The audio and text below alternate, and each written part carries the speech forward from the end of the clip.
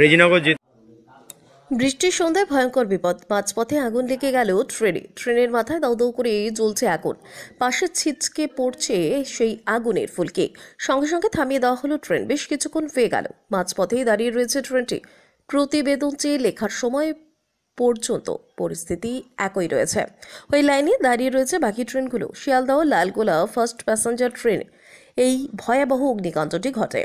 এটি ছিল up Sealdah Lalgola first passenger, অর্থাৎ বুধবার সন্ধ্যায় যাত্রী সহ এই ট্রেনে শিয়ালদহ থেকে লালগোলার দিকে এই ট্রেনটি যাচ্ছিল। সেই সময় মুর্শিদাবাদের রেজিনগর ও বেলচাঙ্গা স্টেশনের মাঝামাঝি এলাকায় ট্রেনের মাথায় আচমকা বাজ পড়ে, আর তাতেই আগুন লেগে যায়। ওই রুটে ট্রেন চলাচল কখন স্বাভাবিক হবে তা এখনও স্পষ্ট নয়। এদিন সন্ধে নামার পরে রাজ্যের একাধিক জেলায় ঝড় বৃষ্টি শুরু হয়।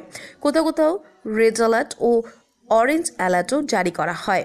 হুগলিতে গাছ পড়ে আহত হয়েছেন এক ব্যক্তি। তাকে ভর্তি করা হয়েছে চুঁচুড়া ইমামবাড়া হাসপাতালে। একটি ঘরের ওপর প্রাচীন অশ্বত্থ গাছ চাপা পড়ে যায়, দুজন আটকে পড়ে ওই ঘরে। দমকল ও পুরসভা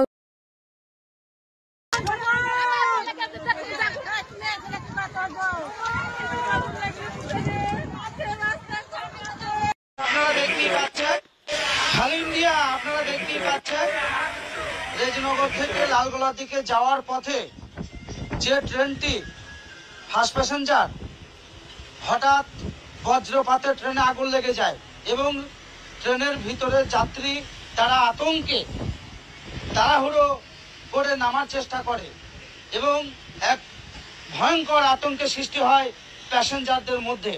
সেই বিষয়টা আপনাদের সামনে আমি তুলে ধরার চেষ্টা করছি, দেখতেই পাচ্ছেন, এবং কিভাবে আগুন লেগে গেছে ট্রেনের উপরে বজ্রপাতের দ্বারাই। সেটা এক ভয়ঙ্কর দৃশ্য।